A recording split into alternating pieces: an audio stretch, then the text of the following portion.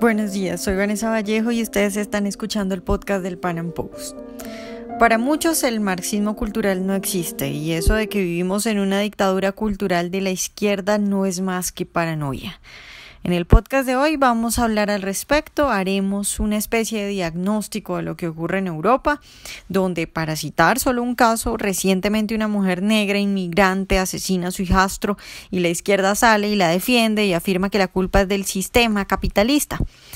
¿Qué hay detrás de esta supuesta defensa de la izquierda a las minorías? ¿Qué va a pasar con Europa si sigue por este camino de corrección política? Vamos a hablar de esto hoy con Jorge García, máster en Economía de la Escuela Austríaca por la Universidad Rey Juan Carlos de España. Jorge, buenos días y muchas gracias por estar hoy con nosotros. Yo encantado de estar con vosotros de nuevo.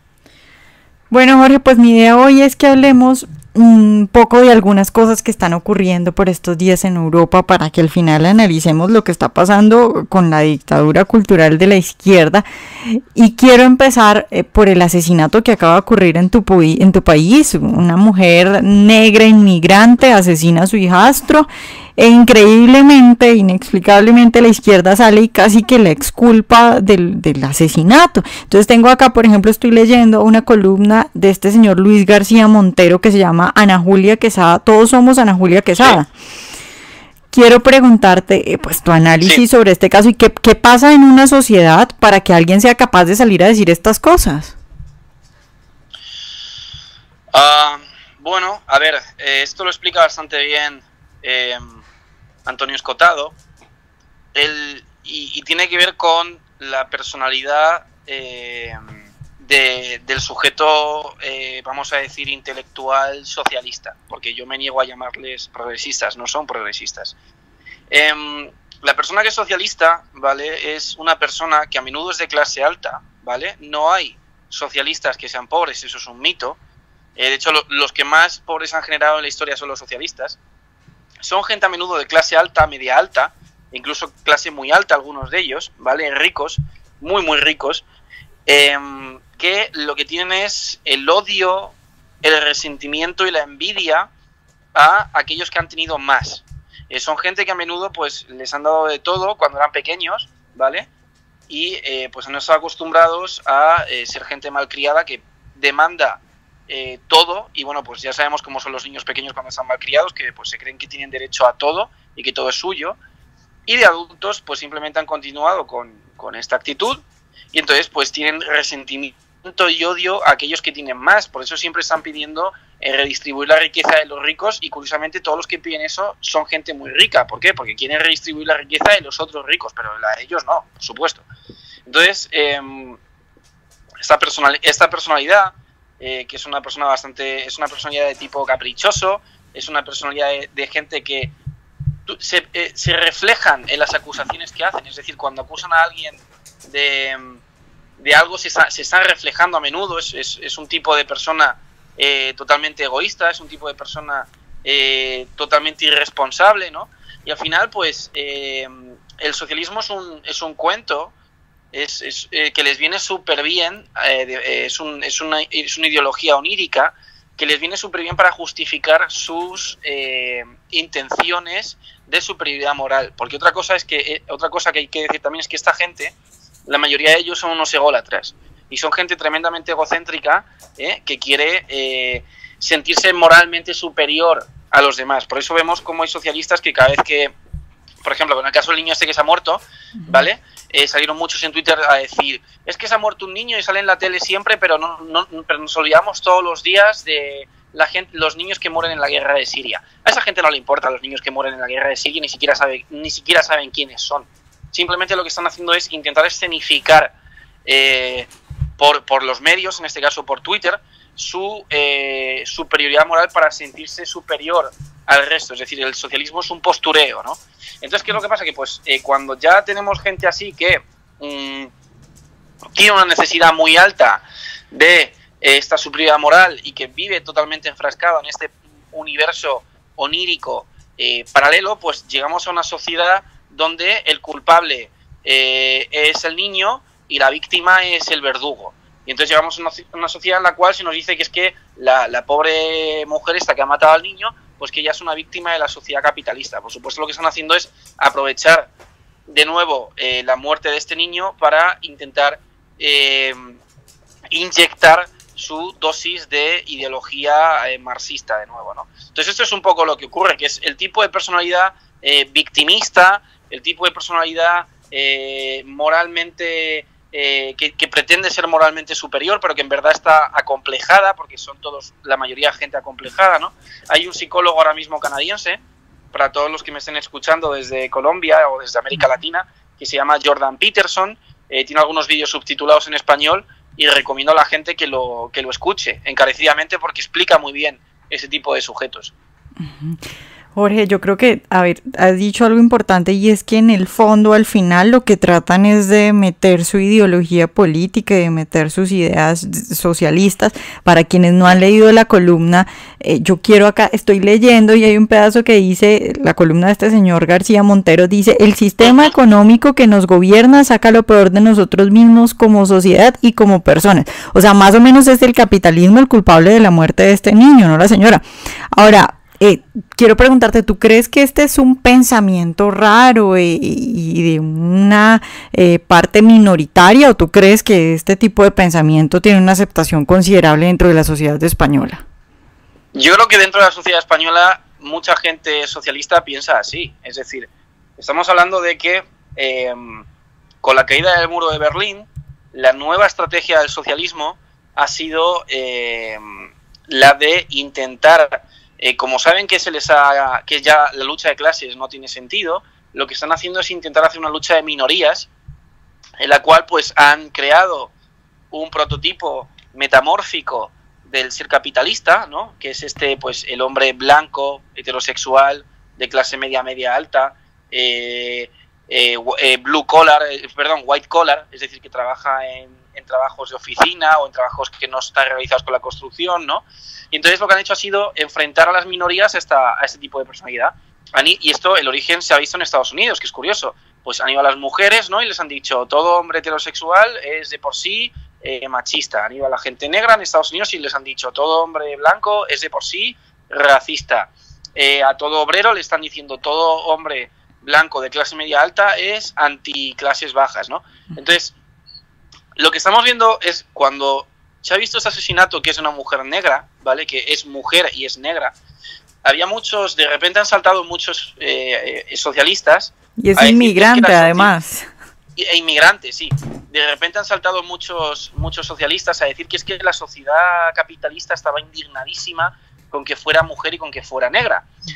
Pero en verdad eso es mentira. Es decir, la gente lo que estaba indignada era con que haya muerto un niño. ¿Quiénes son los que están verdaderamente indignados? Y aquí es donde se están reflejando, por eso digo lo de la personalidad psicológica de esta gente. Los que están indignados con el hecho de que haya sido una mujer y que haya sido negra, son ellos. ¿Por qué? No por el hecho de que ellos sean racistas o xenófobos, sino por el hecho de que una mujer negra haya cometido este asesinato rompe sus esquemas ideológicos según los cuales es imposible que una mujer negra haga un delito, porque todo es culpa de los hombres blancos, ¿no? Entonces,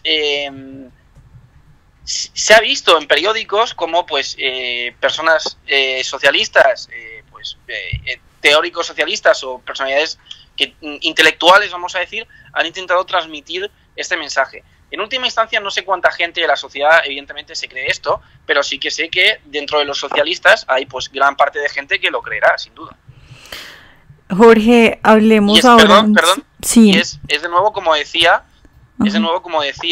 una muestra de la personalidad victimista, de no aceptar la responsabilidad de tener una ideología, y además es una ideología que si la realidad no casa bien con esa ideología, entonces es que la realidad está mal, ¿no? Por eso digo que es totalmente onírica, es decir, según la ideología de esta gente, una mujer no puede cometer delitos y una persona negra tampoco, una persona racializada tampoco, porque solo son los blancos y los hombres. Y en cambio, cuando estamos viendo que una mujer negra comete un delito, pues no lo aceptan y entonces culpan al resto de decir que es que odian a esa mujer por ser, es decir, intentan buscar el racismo y el machismo de una forma u otra, ¿no? Jorge, hablemos un poco de lo que estaba sucediendo con el Islam en Europa. Hace poco un amigo me contaba que él estaba caminando por Alemania y lo para un policía y le dice que él no puede llevar un crucifijo porque esa zona es una zona de tolerancia y entonces que está ofendiendo a otra gente. Yo no sé si él me haya mentido con esto, si me haya exagerado. Tú me dirás cómo está la situación con esto del Islam en Europa y también un poco el análisis que hay detrás de eso, que viene a ser lo mismo que ocurre con esta mujer que asesina al hijastro. Entonces cuando por ejemplo hay atentados en nombre del Islam, sale la izquierda y dice, bueno, es que es culpa de nosotros porque no los aceptamos, no pusimos las condiciones para que ellos se integraran bien. ¿Cómo ves esa situación con el Islam en Europa? Bueno, es exactamente lo mismo con lo del niño, es intentar meter la personalidad socialista de los intelectuales victimistas, para intentar decir que es que si mañana un yihadista se vuela por los aires en un metro y mata a 200 personas, la culpa es de esas 200 personas porque ellos no aceptaron a esa persona negra o porque vivían en una sociedad capitalista que estaba oprimiendo a esa persona negra, ¿no? Es decir, ese tipo de personalidad, que es una personalidad totalmente caprichosa, son un tipo de gente que se creen con derecho a todo, ¿vale? Y sin embargo no aceptan la responsabilidad de nada. Entonces, hacen ese tipo de cosas, ¿no? Ellos son gente que dicen, bueno, pues como he dicho, si mañana alguien mata a otra persona, la culpa es del capitalismo porque es que es esa sociedad capitalista la que les está oprimiendo. Ellos se sienten siempre víctimas porque ellos también se sienten oprimidos y creen que tienen derecho a todo, y ese derecho ellos lo entienden como imponerse violentamente a los demás. Entonces, como he dicho, el mejor ejemplo de poder entender una persona de este tipo es un niño mimado. Y es además literal, porque es que es una mentalidad totalmente infantiloide, ¿no? Entonces, en Europa, yo no sé si lo del crucifijo es cierto, espero que no, pero tampoco me extrañaría. Estamos confundiendo la tolerancia con la agresión. Es decir, una cosa es que haya tolerancia religiosa, ¿no? Y que pues tú puedas permitir que cualquier persona rece a quien quiera, y otra cosa es que esa persona no tenga el derecho de obligarte a ti o prohibirte a ti rezar a quien tú quieres porque le estás ofendiendo. Es decir, yo puedo entender que haya alguien que sea musulmán que pueda pues tener esa religión y no tengo ningún problema con ello, pero evidentemente si esta persona me quiere a mí impedir ser cristiana porque le estoy ofendiendo, ahí la persona que está cometiendo el acto de intolerancia es él, ¿no? Entonces, lo que está pasando en Europa es pues bastante grave. Lo que estamos viendo en Europa es como pues toda esta ideología que, como he dicho, ha surgido en Estados Unidos, del feminismo, el tema de la inmigración y demás. En los países del norte de Europa sobre todo en Suecia, se está aplicando de una manera brutal, y lo que están consiguiendo es que todo el rastro de cultura occidental está desapareciendo. ¿Por qué? Porque están confundiendo la tolerancia con el masoquismo. Es decir, una cosa es que tú toleres que haya gente diversa en tu sociedad, lo cual es pues incluso bueno, ¿no? Porque se puede lograr una cooperación entre varias culturas, ¿no? Y como ha pasado, por ejemplo, pues en ciertos sitios, ¿no? Donde ha habido gente inmigrante que no ha dado ningún problema. Y otra cosa es llevar la tolerancia hasta el extremo, que permitas que una cultura que es totalmente invasiva y violenta con aquellos que no piensan como ellos, te imponga sus dogmas y que tú no puedas hacer nada porque es que eso va contra la tolerancia, ¿no? Entonces, eso es lo que está pasando en el norte de Europa, en países como Dinamarca, como Bélgica, como en Francia ha pasado también, en Alemania, Suecia. Y pues lo que va a ocurrir con esta gente es que una de dos: o van a desaparecer como países occidentales y se van a convertir en califatos, y van a ser evidentemente las personas de esos países las primeras víctimas en sufrir dichos califatos, o dos, que es lo que yo creo que va realmente a pasar, que van a surgir movimientos tanto libertarios como conservadores, de rechazo a este tipo de corriente totalmente socialista que está alienada con el Islam. Y esto es algo que creo que los socialistas no saben ver o no pueden ver.